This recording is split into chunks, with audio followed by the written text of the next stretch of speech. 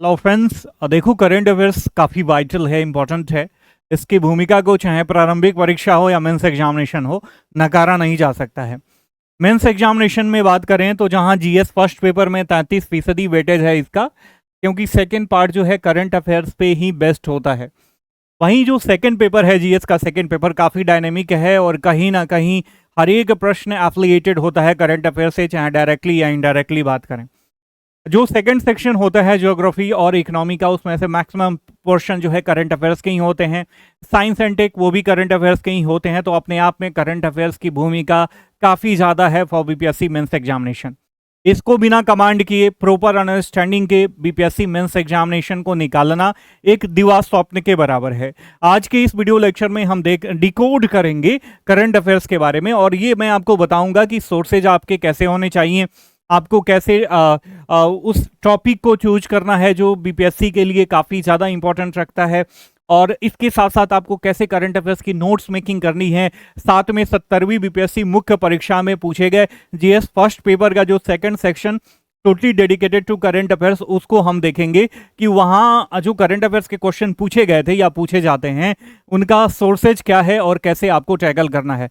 बने रहिएगा शुरू से लेके लास्ट तक, काफी इंपॉर्टेंट सेशन होने वाला है if you are serious aspirant for BPSC. तो चलिए शुरू करते हैं। मैं हूं अमरेंद्र तिवारी और आप देख रहे हैं बोधिसत्व पीसीएस। यदि चैनल पे नए हैं तो चैनल को सब्सक्राइब करके आप हमें सपोर्ट कर सकते हैं। डियर एस्पिरेंट, सबसे पहले कोई भी स्ट्रेटजी बनाने से पहले या कुछ भी डिफाइन करने से पहले हमें डेटा खंगालना होता है। तो यहाँ here we are talking about decoding the current affairs for 71st BPSC mains examination.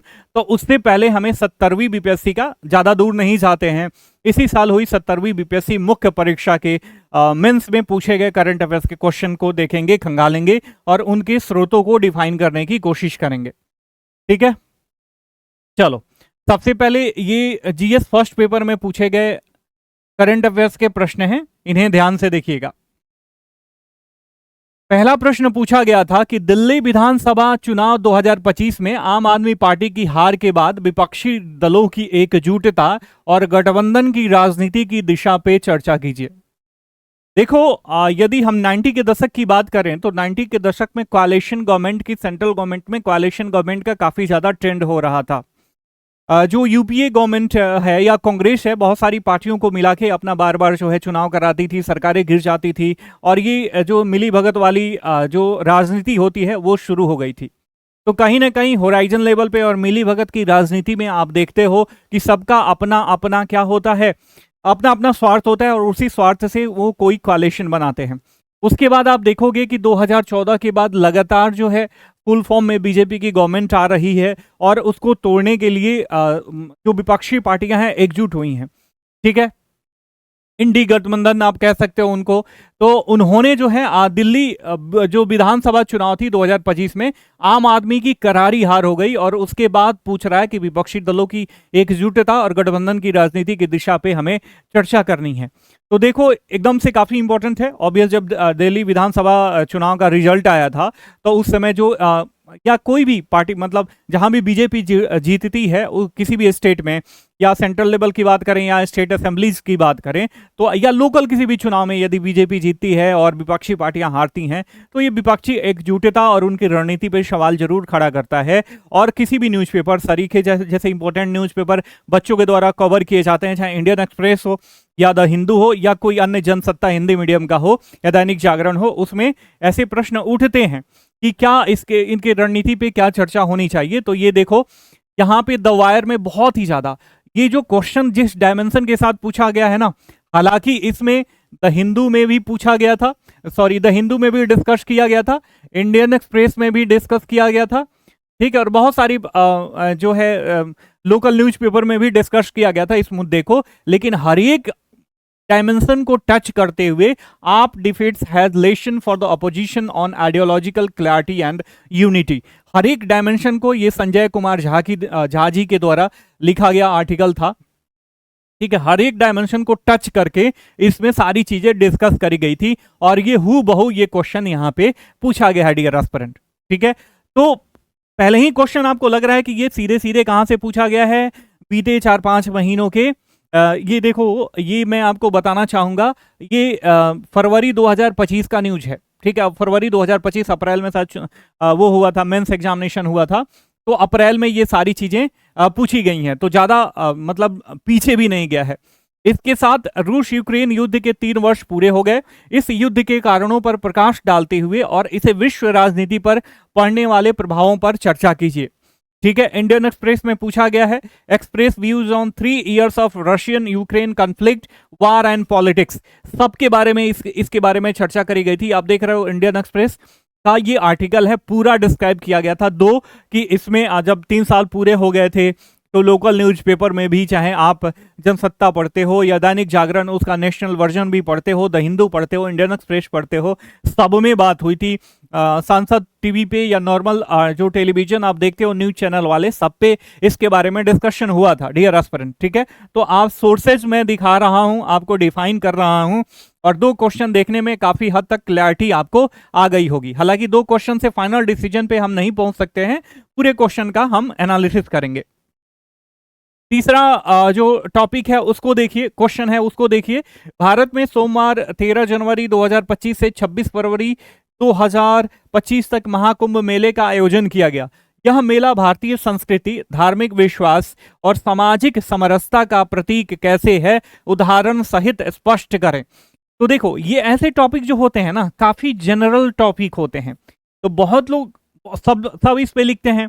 तो जनरलाइज तरीके से लिखने में और इंक्लूडिंग एक्स फैक्टर, जो एक्स फैक्टर वाले लोग होते हैं, दैट मीन्स जो टॉपर लोग होते हैं, ये जनरलाइज से कुछ ज्यादा एफर्ट लगाते हैं और एज पाते हैं उन कंटेंट्स के वजह से जो अपने आंसर राइटिंग में ये लिखते हैं, और यही इनका एक्स फैक्टर होता है टॉपर्स का।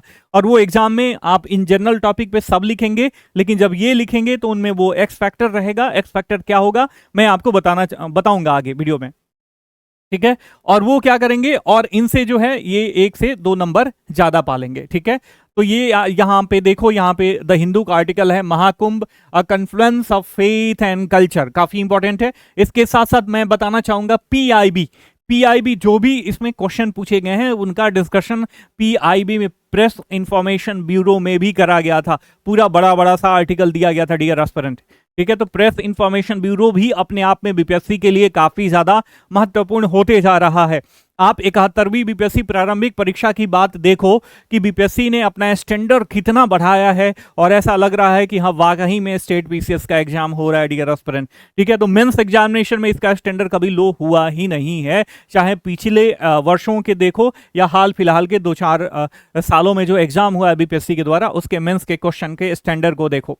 ठीक है, काफी बढ़िया क्वेश्चन। आप देख रहे हो कि इंडियन एक्सप्रेस, यदि 2 हम न्यूज़पेपर की ही बात करें तो इंडियन एक्सप्रेस और द हिंदू, इन्हीं से दोनों से सारे क्वेश्चन आ रहे हैं। ठीक है, अगला प्रश्न देखो, बिहार में जाति आधारित जनगणना की आवश्यकता और महत्व पर प्रकाश डालिए।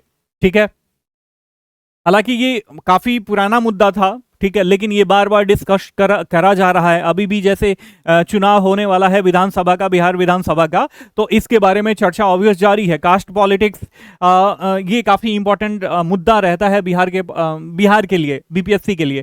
तो ये देखो, Bihar cast survey data released, A look at the complicated history of the caste census, इसमें दिया गया है। इसमें जो है इसके प्रोज के बारे में बात करी गई है, इसके कॉन्स के बारे में बात करी गई है, हिस्टोरिकल एस्पेक्ट की चर्चा करी गई है, इसकी रिलेवेंसी क्या है वर्तमान में कास्ट सेंसस की, इसके बारे में चर्चा की गई है, और अंततोगत्वा कंक्लूजन लिखा गया है।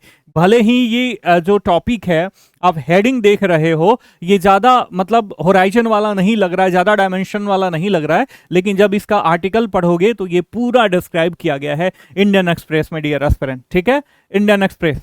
इसके साथ ये देखो, नवनिर्वाचित राष्ट्रपति डोनाल्ड ट्रंप के नेतृत्व में संयुक्त राज्य अमेरिका का राष्ट्रीय और अंतर्राष्ट्रीय स्तर पर भविष्य कैसा होगा का तर्क सहित विश्लेषण कीजिए।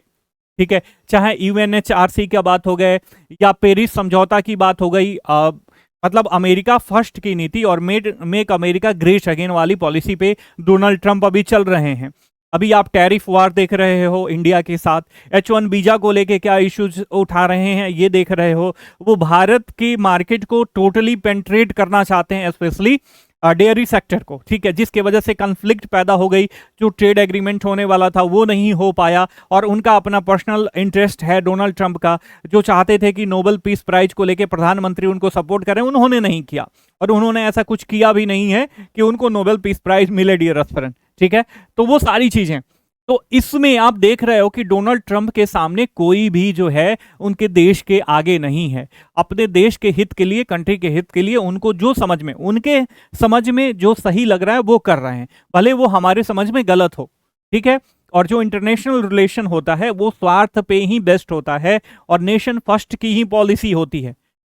जब बात म्यूचुअल इंटरेस्ट की होती है तब तो ठीक है, लेकिन अपने इंटरेस्ट पे कोई क्वेश्चन मार्क लगाता है और कोई कुठाराघात करने की कोशिश करता है तो लोग अपना अपना रास्ता देखने लगते हैं, ठीक है। देखो, will Trump change the world, इसमें पूरा दिया गया है कि ट्रंप के जो सिलेक्शन है और दूसरी बार राष्ट्रपति बने, उनका चयन हुआ है, उसके बाद वर्ल्ड के पॉलिटिक्स को, वर्ल्ड सिनारियो को, और जो मल्टीपोलर वर्ल्ड बनने की तरफ आगे बढ़ रहा है उसको ये कैसे चेंज कर सकते हैं, पूरी चीजें इसमें डिस्क्राइब करी गई है, डियर एस्पिरेंट। द हिंदू का आर्टिकल है, ठीक है। तो पांचों क्वेश्चन का एनालिसिस आपने देखा, इसमें आईआर के 2 क्वेश्चन सीधे सीधे लग गए, ठीक है। लोकल इशूज के 3 क्वेश्चन आपके लग गए, ठीक है। बात आ रही है समझ में? तो 3 + 2 मिलके 5 हो गया। ये शॉर्ट आंसर वाला था, और शॉर्ट आंसर वाले में जो क्वेश्चन पूछा गया है, इतना कॉम्प्लिकेटेड क्वेश्चन पूछा गया है। हालांकि कम शब्दों में, 100 शब्दों में लगभग आपको लिखना होता है, ज्यादा शब्दों की आवश्यकता नहीं होती है। तो लोग समझते हैं कि चलो भैया हम कुछ भी लिख के निकल जाएंगे। इन 100 शब्दों में भी जो वैरायटी होती है, जो कंट्रास्ट होता है, यदि आप कंट्रास्ट लाओगे, वैरायटी लाओगे, विविधता लाओगे, डाइवर्सिटी लाओगे, तभी जाके आपको नंबर ज्यादा मिलता है, डियर एस्पिरेंट। अब मान लो कि रूस, रशिया और यूक्रेन वार की बात हो रही है कि 3 साल पूरे हो गए और इसका इंपैक्ट वगैरह क्या पड़ेगा, तो इसमें जो आप हिस्टोरिकल इसका बैकग्राउंड है वो भी लिखोगे, कैसे ये 3 साल में डेवलप हुआ वो भी लिखोगे, आर्थिक प्रभाव क्या हो रहा है, सामाजिक प्रभाव क्या है हो रहा है, वर्ल्ड पॉलिटिक्स पे क्या प्रभाव हो रहा है, सारी चीजें इसको आप लिखोगे, ठीक है। अमेरिका ये भी तो दोषारोपण लगा रहा है इंडिया पे कि इंडिया जो है ब्लड मनी कमा रहा है, रशिया को पैसा दे रहा है, रशिया से सस्ते दर पे तेल खरीद रहा है, और उस पैसे का उपयोग रशिया जो है यूक्रेन के अगेंस्ट में जो ह्यूमन बीइंग है उसके अगेंस्ट में वार में लगा रहा है, डियर एस्पिरेंट। इसको लेके मोरली प्रेशराइज करने की कोशिश करी जा रही है। दो कि बहुत सारी चीजें जो है रशिया से इंपोर्ट कर रहा है खुद यूएसए और यूरोपियन कंटिनेंट के देश, ठीक है। तो ये सारी चीजें इंक्लूडेड होनी चाहिए। तो प्रिसाइजली होना भी इंपॉर्टेंट है, और साथ में वैरायटी भी होना इंपॉर्टेंट है। बात आ गई समझ में?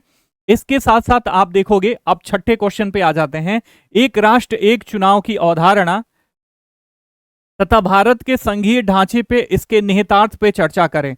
लोकसभा और राज्य विधानसभा के चुनाव को एक साथ कराने के संभावित फायदे एवं नुकसान क्या हैं।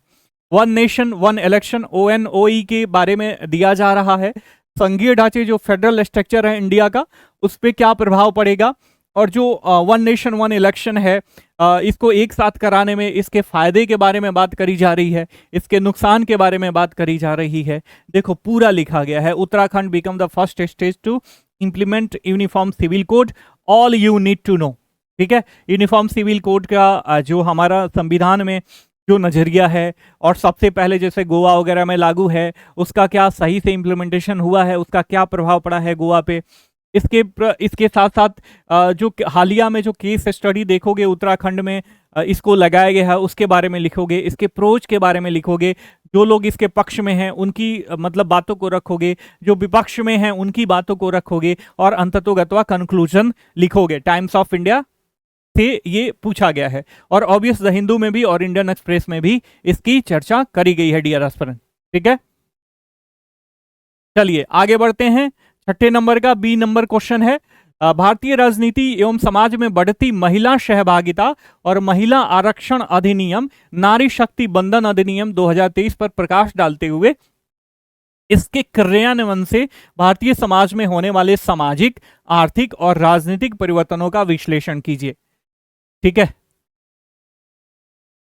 मैं उल्टा सीधा, ये तो मणिपुर में जो प्रेसिडेंट वो हुआ था, तो रुक जाओ,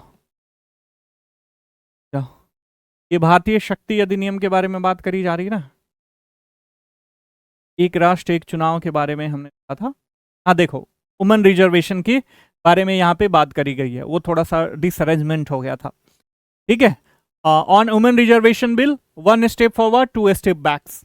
इसके मतलब इसमें पूरा चीजें, द इंडियन एक्सप्रेस का ही आर्टिकल है, पूरी चीजें इसमें दिखाई गई हैं, क्या क्या ड्रॉबैक्स है जो किया गया है, क्या ये औचित्यपूर्ण है और कहाँ तक ये सार्थक सिद्ध हो सकता है, इनकी इम्प्लीमेंटेशन में किस तरीके की कमियां हैं, आगे सरकार को और क्या करना चाहिए, सारी चीजें इसमें डिस्क्राइब करी गई हैं। ठीक है, इसके साथ साथ मणिपुर वाला आपने देखा था, मणिपुर में जो चीजें हो रही थी, जो अस्थिरता बनी हुई थी, उसको लेके प्रेसिडेंट रूल लगाया गया था। ठीक है, ये हटा दो, इसको हटा दो। ठीक है, उसको लेके प्रेसिडेंट रूल लगाया गया था मणिपुर में। तो इसके प्रेसिडेंट रूल के क्या प्रोविजंस हैं, इसकी हिस्ट्री क्या है, इसके बारे में सारी चीजें इसमें डिस्कस करी गई थी। ठीक है, मणिपुर के आयाम को साथ में रखते हुए डियर एस्पिरेंट। ठीक है, ठीक है, तो ये क्वेश्चंस थे जो जीएस फर्स्ट पेपर के सेकंड सेक्शन में पूछे गए थे करंट अफेयर्स के। अब इसमें देखोगे कि जो भी क्वेश्चन है ना, वो कंटेम्पररी इश्यूज से, और वो ज्यादा डीप डाइव नहीं किया है, 2-4 महीने 5 महीने हद से हद 6-7 महीने पुराने, यदि आप सारे करंट अफेयर्स के टॉपिक को जो कंटेम्पररी हैं, जो डायनेमिक हैं और जो हमेशा चर्चा में बने हुए हैं, यदि आप कवर कर लेते हो तो उसी में से करंट अफेयर्स के क्वेश्चन पूछे जाते हैं। और हमारा रिकॉर्ड रहा है 67 से लेके अभी 70वीं बीपीएससी मेंस तक, हमने जो करंट अफेयर्स पढ़ा है उसमें से काफ़ी चीज़ें 90% एक्यूरेसी के साथ जो है चीज़ें करंट अफेयर्स की उसी में पूछी गई हैं। यहाँ तक कि डेटा इंटरप्रिटेशन की बात करोगे तो डेटा इंटरप्रिटेशन में भी पिछले बार जो काफ़ी लोगों को रुलाया था, उसमें से 2 प्रश्न सीधे सीधे हमारे टेस्ट सीरीज और क्लास नोट से, मतलब क्लास में जो मैंने प्रैक्टिस करवाया था उससे आए थे डियर एस्पिरेंट। तो सबसे पहले आपने सोर्सेज देख लिया कि सोर्सेज जो है क्या है। या तो बहुत लोग क्या करते हैं कि मंथली मैगजीन कवर करने की कोशिश करते हैं। यदि हम सोर्सेज की बात करें तो इसमें या तो आप न्यूज़पेपर का कमांड करो, ठीक है, न्यूज़पेपर पे आपका कमांड होना चाहिए, या जो भी मंथली मैगजीन है, जैसे पीडी आप पढ़ते हो, मान लीजिए आप पीडी पढ़ते हो, तो पीडी में जो भी कंटेम्प्रेरी इश्यूज पे नोट्स और एसेज दिए गए हैं, उन सबको आपको क्या करना है, प्रिसाइजली उसको पढ़ना है, उसको नोट्स में कन्वर्ट करना है, शॉर्ट नोट्स में कन्वर्ट करना है।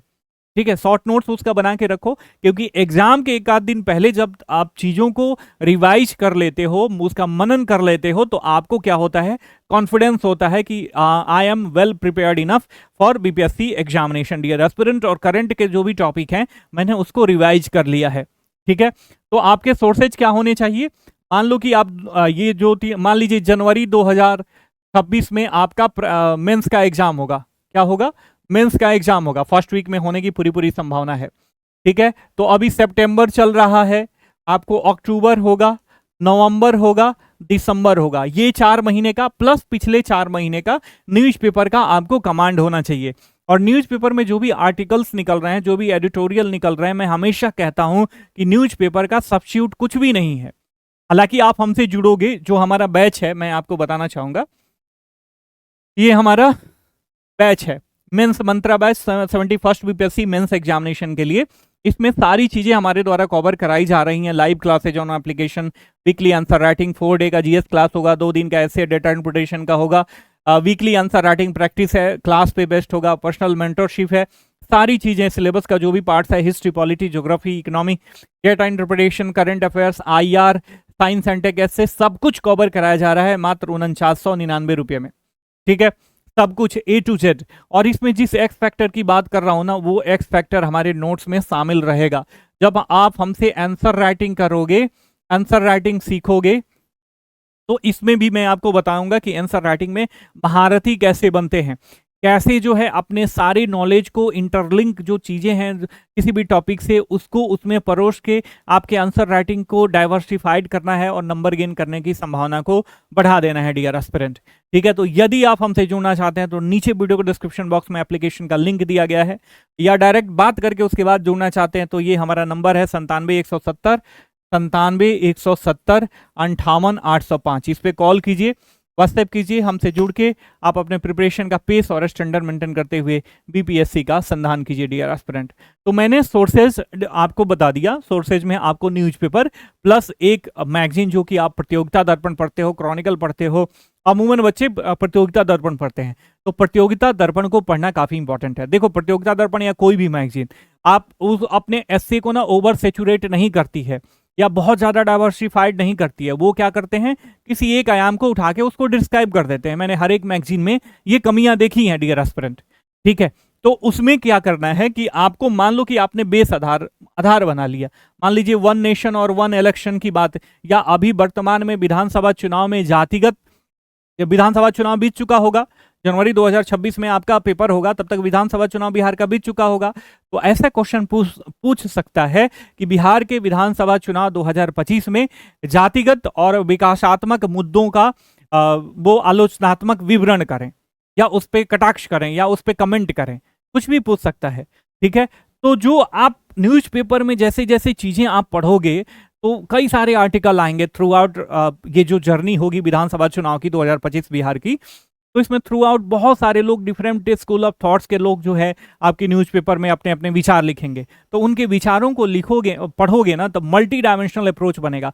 भले ही आप अपने नोट्स में आपको ऑब्वियस फैक्ट डालना होता है, कुछ इंपॉर्टेंट कोट वगैरह डालना होता है, डेटा वगैरह डालना रहता है, लेकिन जो आपकी कंसेप्चुअल बिल्डिंग होगी वाइल रीडिंग न्यूज़पेपर, ये इसका सब्स्टिट्यूट कोई प्रोवाइड नहीं करा सकता डियर एस्पिरेंट। हालांकि हम 99% कोशिश करेंगे।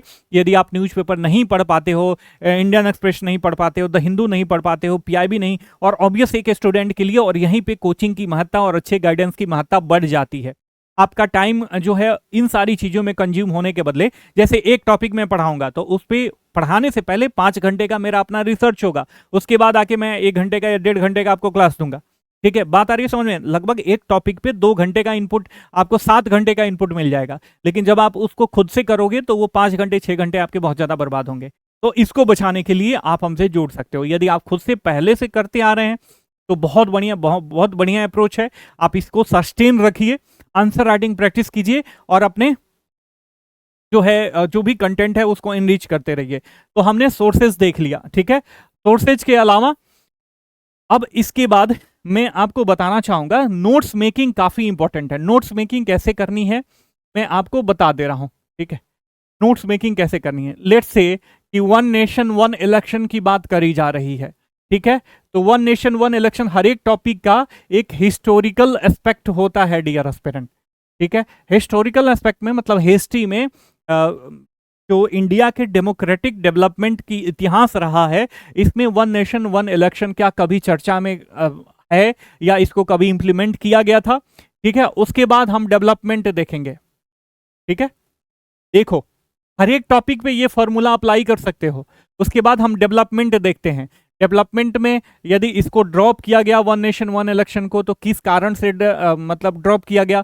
फिर अभी बात करी जा रही है तो किस कारण से बात करी जा रही है, सरकार के द्वारा इसके लिए कौन कौन सी कमेटियों का गठन किया गया, इसके लिए कौन कौन से रूल्स एंड रेगुलेशन की बात करी जा रही है। इसके बाद इसके प्रोज की बात करोगे, दैट मीन्स यदि वन नेशन वन इलेक्शन लागू हो जाता है तो इसमें क्या क्या इसके लाभ हो सकते हैं। इसके बाद इसके कॉन्स की बात करोगे, इससे क्या क्या हानियां हैं, और इसी हानियों में इंडियन फेडरल स्ट्रक्चर के बारे में, जो संघवाद की अवधारणा है, भारतीय जो डेमोक्रेसी है या पार्लियामेंट्रियन जो सिस्टम है, उसमें ये इसको कैसे जो है इसके लिए खतरनाक हो सकता है, और अंततोगत्वा आप क्या करोगे, कंक्लूजन करोगे, ठीक है। तो हर एक टॉपिक में ये सारी चीजें डायमेंशन बनाओ, ठीक है, ऐसे डायमेंशन बनाओ, ठीक है। तो अब देखो, मैं इसको थोड़ा सा और एलोबरेट कर दे रहा हूं। वन नेशन वन इलेक्शन, आपको माइंड मैप बनाना है, ठीक है। सबसे पहले आप हिस्टोरिकल बैकग्राउंड की बात करोगे। हिस्टोरिकल बैकग्राउंड में जो इंपॉर्टेंट डेवलपमेंट हुए थे 4-5, उसको लिख लोगे।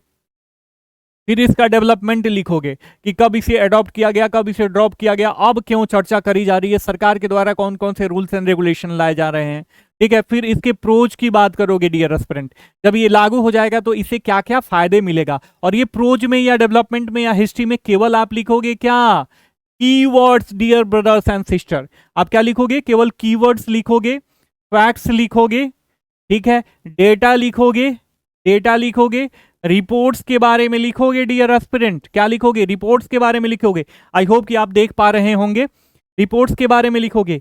कोई कोर्ट कर रहा है, कोर्ट के बारे में लिखोगे। इसके साथ साथ वर्ल्ड लेवल पे क्या कहीं one nation one election practice हो रहा है, तो उसमें जो है वर्ल्ड का आप एग्जाम्पल दोगे डियर एस्पिरेंट, ठीक है। फिर कॉन्स में भी जो भी कॉन्स होंगे उसके बारे में यही सारी चीजें की फैक्ट, डेटा, रिपोर्ट वगैरह सब इसके बारे में चर्चा करोगे। और कंक्लूजन लिखोगे। कंक्लूजन हमेशा फ्यूचरिस्टिक होना चाहिए और साथ में सकारात्मक होना चाहिए डियर एस्पिरेंट, ठीक है।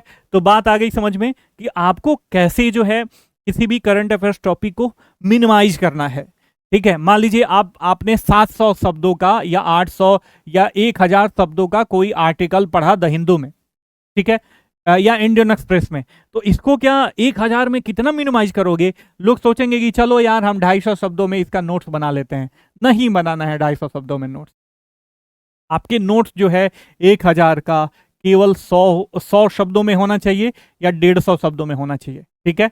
और इसको भी यदि शॉर्ट करते हो तो आप ऐसे बना सकते हो, माइंड मैप बना सकते हो डियर एस्पिरेंट, जिसमें केवल आपका कीवर्ड्स होना चाहिए, इंपॉर्टेंट फैक्ट्स वगैरह होना चाहिए, डेटा वगैरह होना चाहिए। यदि ये सारी चीजें करते हो, सोर्सेज आपका डिफाइन हो गया कि करंट अफेयर्स और जो मंथली मैगजीन है, इसके अलावा रेडीमेड सोर्सेज, यदि इन सारों का इनपुट आपको मिल रहा है तभी ज्यादा सहायक सिद्ध हो सकता है, अदरवाइज नहीं सिद्ध होगा। देखो आजकल मैं देख रहा हूं कि जो मैगजीन वाले भी हो रहे हैं ना, जैसे चैट जीपीटी आ गया है, परप्लेक्सिटी आ गया है, तो ये एआई जो इंटरफेस हैं, इनसे क्या कर रहे हैं वो लोग, बस उसमें डाल दे रहे हैं और उसका डेटा उठा के आपको न्यूज अपने मतलब जो मैगजीन है उसमें वो लोग लिख दे रहे हैं, ठीक है। वो खुद हमें इतना एक्सपीरियंस है, हमें पता चल जाता है कि ये ह्यूमन के द्वारा रचित है या मशीनीकृत है, ठीक है। तो ये सारी चीजें आपको नहीं करनी है। अगर उनको पढ़ोगे तो आपकी जो प्रिपरेशन होगी ये लोग डिस्ट्रॉय कर देंगे, बर्बाद कर देंगे, ठीक है। तो उनको पढ़ो और साथ में न्यूज़पेपर से अपने नोट्स को इनरिच करते रहो, और साथ में एक दिन रिवाइज करो, सप्ताह में एक दिन का डेट रख लो कि हमें रिवाइज करना है, और उसके बाद आंसर राइटिंग प्रैक्टिस करोगे तो इस समुचित प्रयास से आपका करंट अफेयर्स 71वीं बीपीएससी मेंस एग्जामिनेशन के लिए टोटली तैयार हो जाएगा। यदि आपका 72वीं भी टारगेट है उसके लिए भी, 73वीं भी टारगेट है उसके लिए भी तैयार हो जाएगा डियर एस्पिरेंट। आई होप कि जो कुछ भी मैंने कन्वे करा आप तक बड़ी आसानी से पहुंच गया। आप काफ़ी अच्छे हैं, और यदि आप डेडिकेटेड रूप से ये सारी चीज़ें डिसिप्लिन्ड वे में, देखो हमेशा कहा जाता है ना कि जो मोटिवेशन होता है वो टेम्पररी होता है, डिसिप्लिन परमानेंट होनी चाहिए। डिसिप्लिन तरीके से यदि सारे काम समुचित प्रयास ये आप करते हो तो सफलता आपकी कदम जरूर चूमेगी। आपकी सफलता की शुभेच्छा के साथ मिलते हैं अगले क्लास में, तब तक के लिए साइनिंग ऑफ, टेक केयर, जय हिंद, जय भारत।